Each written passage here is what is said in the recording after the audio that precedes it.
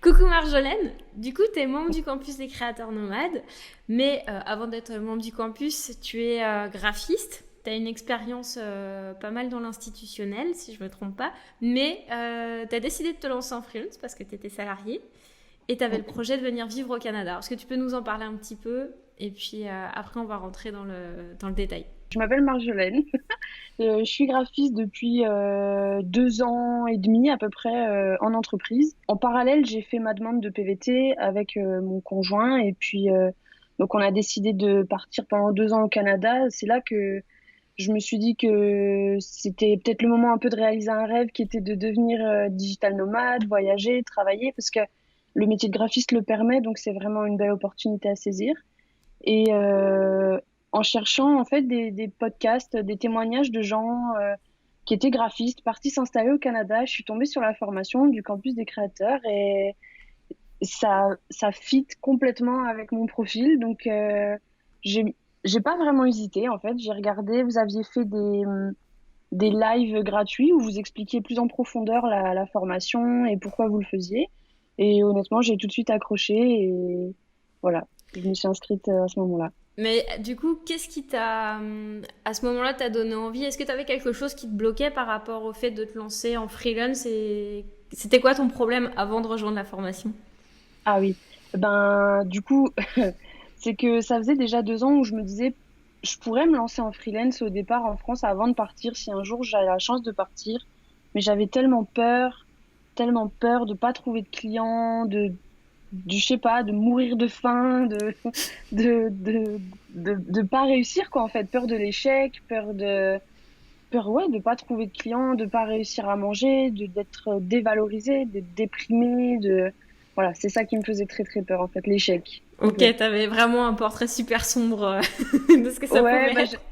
ouais, j'avais très peur que je pensais que il y avait moyen de réussir là, en freelance, mais j'avais très très peur d'échouer, vraiment. Mais je savais qu'il y avait des possibilités, mais vu que je m'étais jamais formée en entrepreneuriat, jamais voilà, jamais eu d'expérience là-dedans, ni rien. J'avais très très peur, donc en fait, je l'avais jamais fait Et qu'est-ce jusqu'au jour. que... Ouais, justement, comment tu t'es dit que te former à l'entrepreneuriat, pour toi, c'était quoi la plus-value pour toi là-dedans? Éviter des erreurs fatales qui me dégoûtent de mon métier et qui me presque me donnent envie de rester salarié, alors que en fait, j'avais peur de ça sans même avoir essayé. C'est ça qui était étrange. Hmm. Mais au final, après, en voyant la formation, puis à quel point elle était développée, les modules étaient explicites et très très clairs.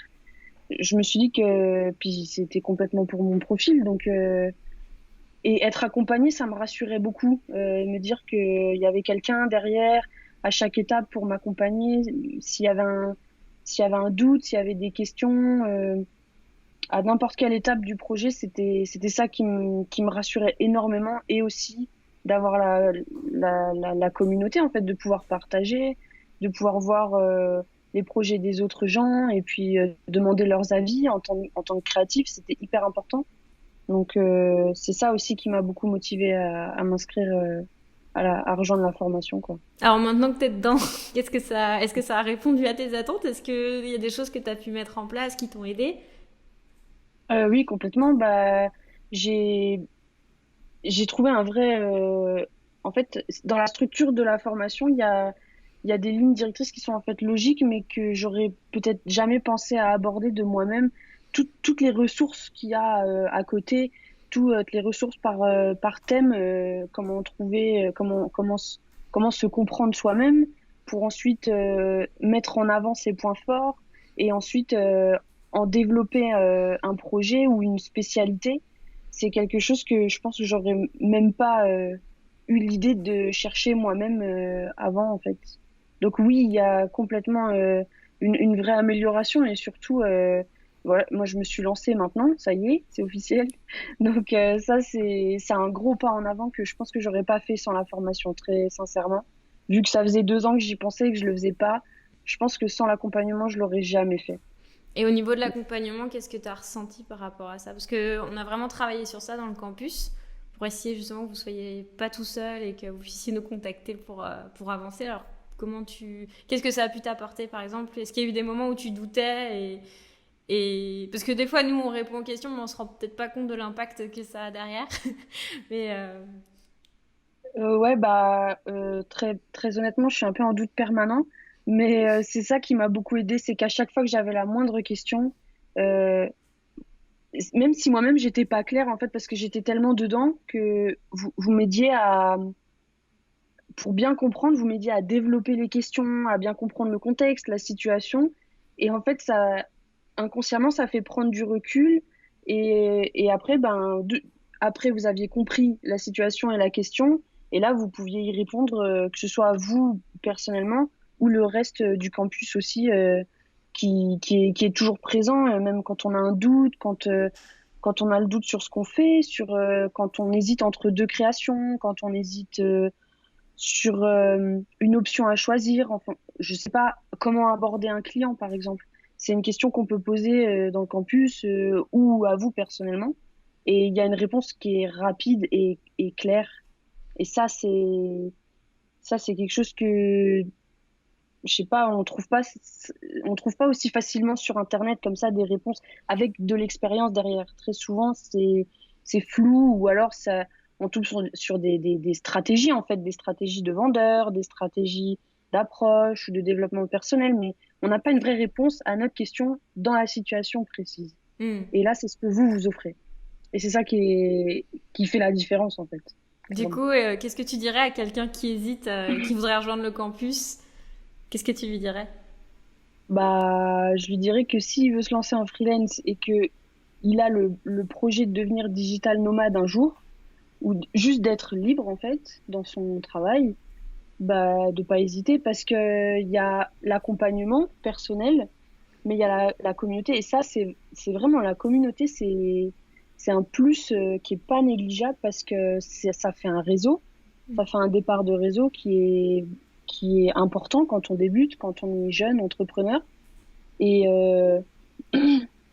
et que honnêtement l'investissement est pas énorme en fait, il est pas voilà, moi je pense que c'est quelque chose qui vaut vraiment le coup et j'en parle souvent d'ailleurs autour de moi, même à des amis qui sont dans la création et certains comprennent pas pourquoi besoin d'une formation pour être entrepreneur, mais en fait il y a tellement de choses, il y a tellement de questionnements et tellement de détails sur lesquels on peut se décourager au fur et à mesure et puis bah arrêter en fait d'être indépendant T'as un exemple, que par exemple, de ça, de points qui pourrait être un point de hum, découragement où t'as vu que t'avais bloqué et puis que ça t'a permis de débloquer, justement?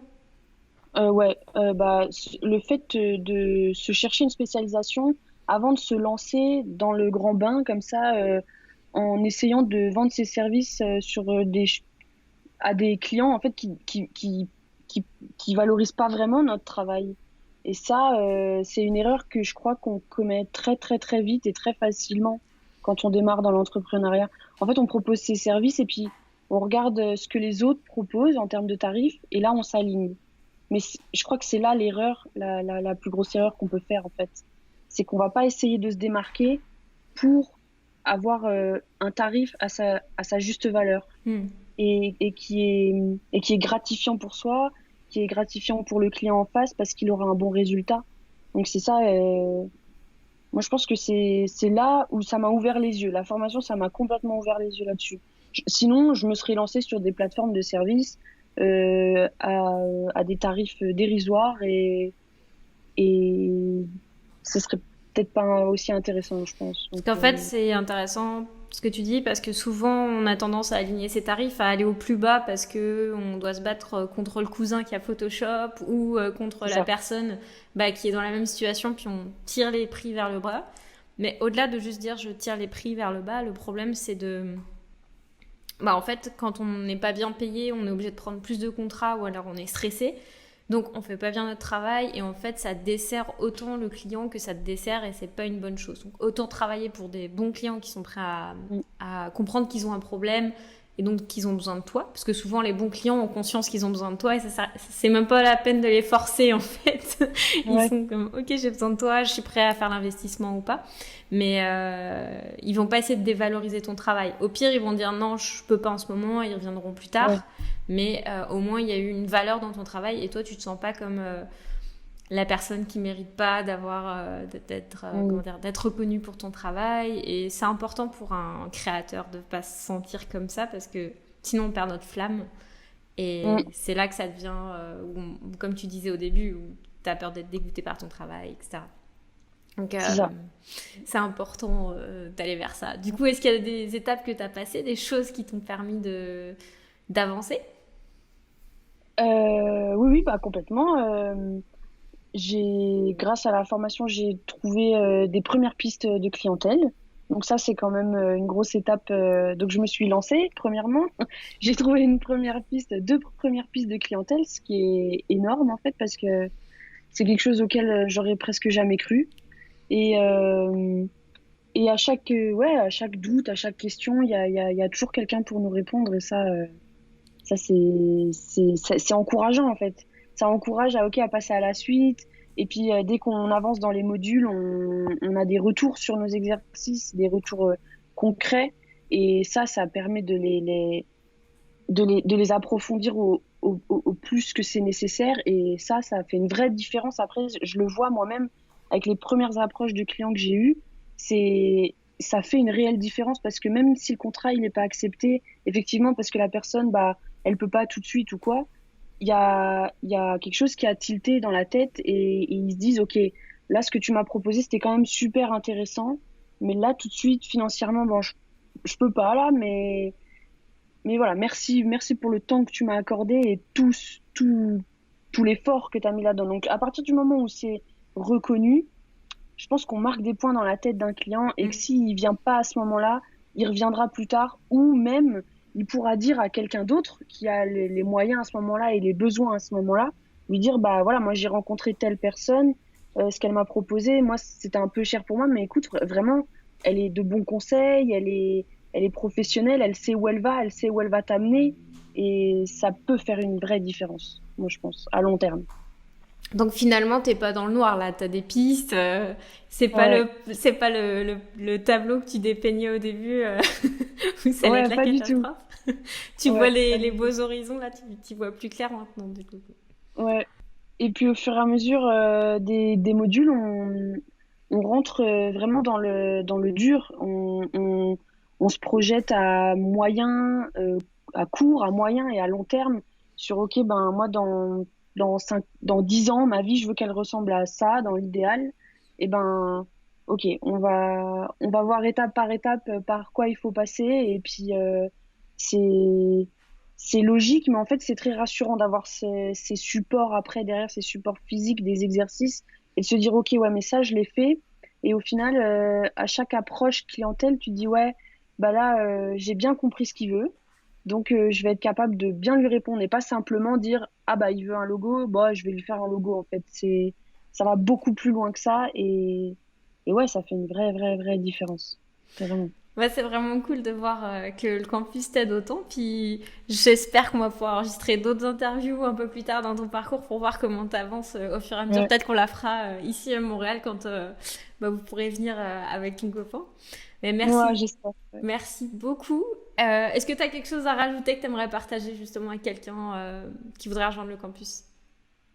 Bah que s'il y a des peurs, vraiment des peurs qui bloquent, peu importe ce que c'est comme peur, je pense que ça vaut le coup de d'essayer de partager ses doutes avec une communauté qui a l'expérience, donc que ce soit vous ou les créateurs de la formation ou alors les participants, les élèves de la formation, parce que en fait de savoir qu'on n'est pas tout seul, de savoir qu'il y a d'autres gens qui sont passés par là, ça enlève une épine dans le pied réel et ça débloque complètement l'avancée en fait du projet. Et quand on voit que c'est possible, que ça avance, c'est tellement encourageant que qu'après on n'a pas envie d'arrêter. Donc non, faut pas hésiter. S'il y a des vraies craintes, il faut pas hésiter à, à investir dans soi-même, parce que c'est ça en fait la formation. C'est investir dans soi-même pour surpasser ses peurs et surmonter l'échec, la peur de l'échec en fait. Mm. Donc, et obtenir l'image de ce qu'on se fait à long terme, de la liberté, de se dire, OK, ben, je vais pouvoir voyager, je vais pouvoir faire des projets qui, créativement parlant, sont intéressants pour moi. Mm. Alors que parfois, quand on est salarié, bon, bah, il y a la sécurité de l'emploi, mais c'est pas forcément funky et c'est pas forcément toujours ce qu'on veut. On est souvent obligé de répondre à une charte ou à quelque chose de déjà préexistant et c'est pas forcément hyper marrant. Et on n'est pas libre. On n'est pas libre de partir quand on veut, où on veut, de s'organiser comme on veut, d'avoir des projets à côté, des projets personnels à côté, de se dire, ben, j'aime bien faire, je sais pas moi, du poney, de la piscine, ben, non mais c'est vrai. Et puis, bah là, souvent quand on est salarié, on se donne trop dans notre travail, surtout quand on est créatif. Et, et ça, c'est vraiment, la formation, c'est vraiment un moyen d'ouvrir les yeux là-dessus et de dépasser ses craintes, en fait, et de franchir le cap. Bah, Voilà. merci, j'espère que ça va ouvrir, que les personnes rejoignent ou non la formation, le fait de se dire que oui, c'est possible. Et c'est vrai que bah, investir en soi, c'est un investissement que tu fais, mais pour toute ta vie en fait. Parce que là, ce que tu as Mm. appris dans le campus, même nous, on se forme quasiment quotidiennement. C'est vraiment important parce que c'est des choses que tu vas réutiliser toute ta vie. C'est un peu une manière de se construire et que tu peux pas tout faire tout seul. Et quand on est Mm. freelance, on a tendance à se dire je vais tout faire tout seul, mais en fait, être entouré, c'est un. Même nous, hein, on se nourrit de vos expériences, on apprend avec vous d'après vos expériences et tout, et c'est hyper enrichissant parce qu'on n'est pas là pour être juste en mode ouh, on est meilleur que vous et on sait tout. Ouais, C'est ouais. vraiment le côté où on est tous une communauté et on essaye de vous apporter tout ce qu'on a appris. Mais je trouve ça vraiment enrichissant de voir que les autres aussi interagissent avec, pour les autres et qu'il y a un échange qui se fasse parce que bah, un créateur, c'est encore mieux quand il est avec d'autres créateurs et qu'il y a de la fusion qui se passe et Ouais. des émulsions. Bah écoute, Mm. j'espère qu'on va se voir à Montréal dans pas trop longtemps et que la situation permettra. Ouais, Sinon, j'espère aussi. ça se trouve, on se verra en France parce qu'on a prévu, bah, quand la situation sera plus calme, de pouvoir organiser justement des événements avec les membres du campus, mais en réel, donc ici ou en France ou ailleurs. Donc ça sera chouette de se voir en Ok. vrai aussi. Et merci Ouais. beaucoup pour ton témoignage. Bah, merci à vous. Et puis, bah, à bientôt, j'espère alors.